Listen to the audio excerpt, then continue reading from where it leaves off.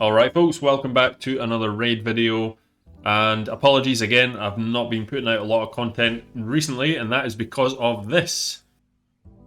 So this is the reason that I have not been able to put out a lot of videos, because this little thing has been keeping me up and been keeping me very busy. So say hello, Isa. Hello.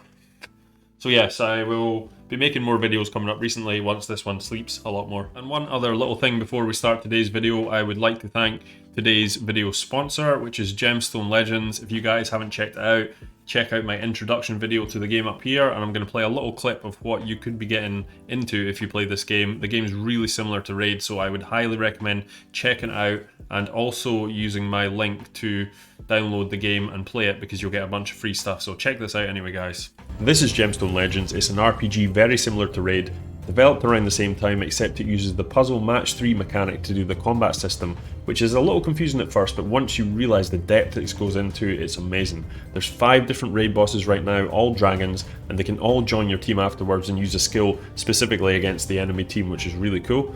They've got loads of heroes to collect, tons of artifacts, so many different combinations, and the artwork is really cool. It's all hand-drawn, the animations are brilliant, it's definitely a unique selling point.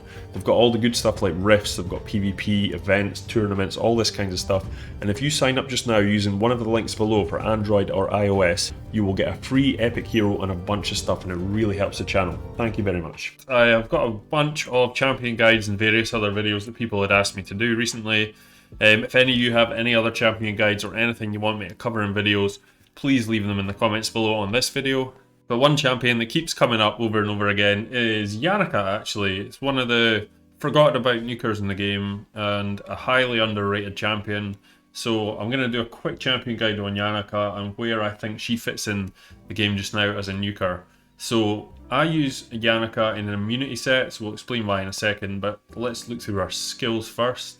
So our skills are A1, attacks one enemy 2 times, each hit has a 50% chance of placing leech, attacks all enemies 2 times instead if this champion is under a veil buff. So that's a really important thing to note. People forget that this can actually be an insanely good AoE, this A1. The A2 here, attacks one enemy, places perfect veil for 3 turns if it's critical, and then grants an extra turn. And then the A3 here, attacks all enemies, will ignore shield buffs, remove shield buffs from target if this champion is under veil or perfect veil, then deals damage equal to 15% of those removed shield buffs. So she's actually nuts. Definitely, like I say, one of the most forgotten about nukers in the game. The reason she's so good is because all 3 of these abilities just synergize so well together. Now this is on a 4-turn cooldown, sorry, but because you're getting the extra turn on this one, effectively that's like a 3-turn cooldown, and this is a 2-turn cooldown. So really quick cooldowns, and the fact that this puts the perfect veil up for 3 turns, you're pretty much always going to get an AoE out of this. So this is a double hitting AoE on the A1. So I think that's one of the reasons people forget how good she is, because she's got like a hard hitting AoE on the A3 here, which can deal insane damage if you can remove the shield buffs. But the A1 smacks super hard as well. I've mopped up so many teams with the A1 because you will get an AoE with it. Yeah, it's pretty crazy. The only issue I've got with her is the fact that you need accuracy to remove the shields. If this ability said like remove shield buffs, obviously the remove doesn't need accuracy or cannot be resisted, sorry, then I think she would be like top tier, because she doesn't deal as much damage as like a Trunda or an Ethos, but she can deal more damage with them if she removes shield buffs.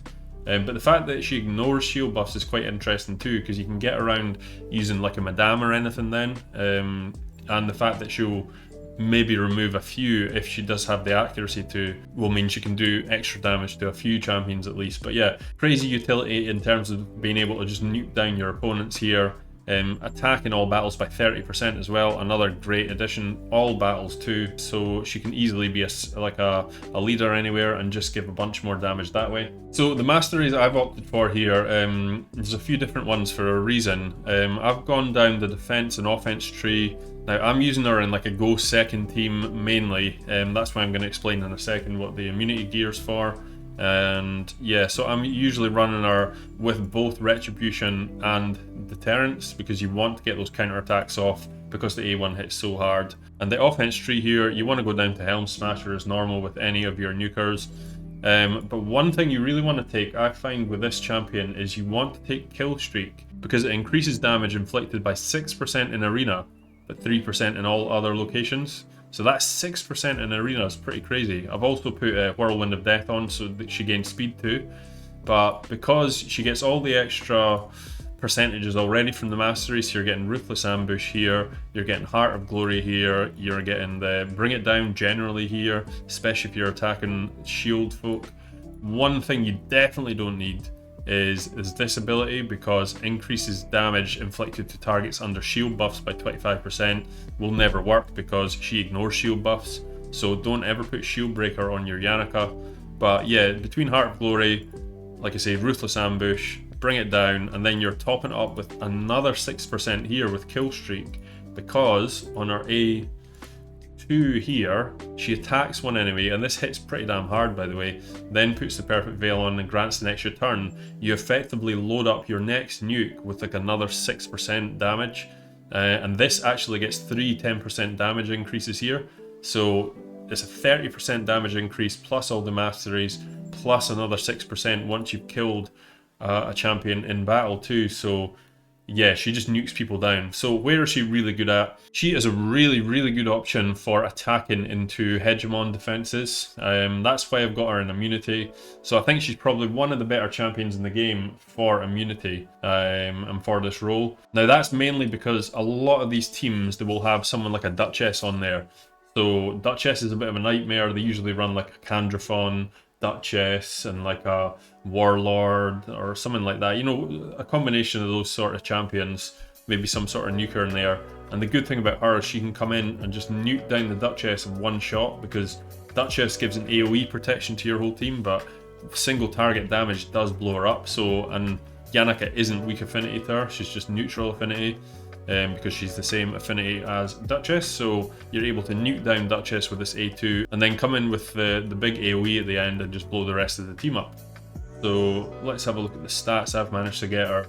This is probably some of my better immunity gear, but I don't have the best immunity gear in the game. But I've got 234 speed out of her, just about 100% crit rate, 234 crit damage, and 5.4k attack. And to get this, it's the usual crit damage gauntlets, attack, chest piece, speed boots with crit rate. They're actually pretty good boots. And then just looking for crit rate, crit damage, and attack. And she actually has like a reasonable base defense, so she can take a little bit of damage actually. A lot of the good nukers in this game have about like 700-800 defense, so she's nearly at 1.1k. Not a massive amount of health, but it's not the lowest either, so she can actually survive a few hits too, which is useful. But let's just take her into Arena and let's see where I would potentially use her. So we're in Platinum just now, no idea where we are, we're like 147th, so kind of average in Platinum. So let's try this top Hegemon team here. Let's do, a lot of people are running Solus just now because he's pretty good. Now it's just the standard sort of Molly go second team, using Molly and a shield set to boost the rest of them. Pretty standard, everyone knows about this offense now, but let's have a go at it. I think Yannica is probably one of the better champions for this role now.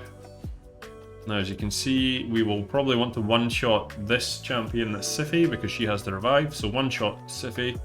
Now I've got that 6% damage boost, and we'll go with the AoE and blow everyone up. And that's how it works. So done a wee refresh there, let's go down here. We've got so this is a good one to do as well. This has got a Rotos in it. So Rotos can be a bit of a pain actually because he takes 2 shots. So same thing happens again. Now Madame's really good because she puts decreased attack here, so if Rotos counters here, he shouldn't hit too hard. Well, he gets his extra turn though. And then blow everyone else up, and Rotos is a total pain. But because of that decreased attack, he wasn't actually able to deal a ton of damage. So it should be easy enough to finish him off. I'll just lower his turn meter a bit maybe. And there he goes. Rotos starts being annoying. Watch this, I get actually destroyed by Rotos in the end. And let's just click auto for the rest of this. Rotos is actually really useful for the meta just now, I find. I might actually start building up my Rotoses again, because he's a bit of a tank. and he's quite difficult to deal with. Let's try that again. Right, we've got a bunch more Hegemon teams here down at the bottom, so let's try this bottom one first.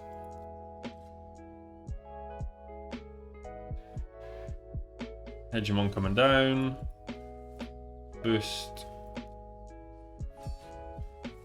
Okay, my speed tune, that's weird because my Madame and Yannica, there's only like maybe 3 speed difference. I'm pretty sure Madame's only 3 speed faster than Yannica, so that's strange that she managed to cut in there. I'll maybe just have to tune her right up.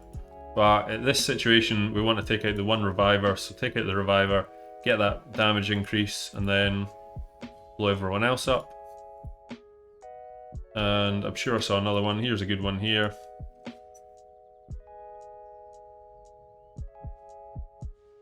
Same again. By the way, my Arbiter, I believe in immunity is about 320 or something. Not the fastest, but not the worst either. So I definitely want to take out the Reviver again. And then blow everyone else up. And we've got another, okay, so this is quite a good one because we've got a Duchess in here. So let's see what we can do to the Duchess. The only issue I've been having with Duchess is if you do run into reaction, which they all seem to have now, which is a bit of a pain. Right, that's all that. Let's see if we can not hit reaction. We do hit reaction, but we're still able to deal a decent amount of damage and blow most things up. So we should be able to recover from this one. The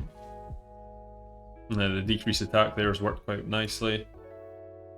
Let's just... We're not going to want to take out Candraphon there because she's just going to revive him with like more health. Kill him and then blow up that and then just hit auto from now on. So it still did the job, but wasn't ideal there because of reaction, but that's the meta just now, guys. It's all RNG based. Hence why I've not been doing too many of my Platinum push videos, because I haven't been pushing Platinum recently because of all the craziness. I just don't find it as enjoyable anymore. Let's try this team. This looks pretty interesting. So you couldn't really get much tankier unless Krisk was in here. But you've got damage reduction big time from these two. So let's actually see what happens here. It's very unlikely that we'll actually kill them. And MUCHHHH coming out as well. Okay, so let's do this. Now let's see if we can one-shot the Duchess. Yep, we certainly do. Now how much damage does this do? See, that's pretty good. I mean, that just about blew them all up because our Saga's a beast. So yeah, people always used to tell me that Yannica didn't deal enough damage, but I honestly think they haven't tried her because she deals a ton of damage. That was an A1 as well there, but still doing a load of work. And that A2 just about one-shots the big bad Torment, and we've done it. So there's another tanky team down as well. So that's just a quick guide on Yannica today. Just wanted to throw out a quick video. So like I said at the start of the video as well, if there's any champion guides or any sort of videos you would like to see coming up, please leave in the comments below. That would be great. And stay tuned for the next video, which should be much sooner than the last one. And have a great day, guys. Peace.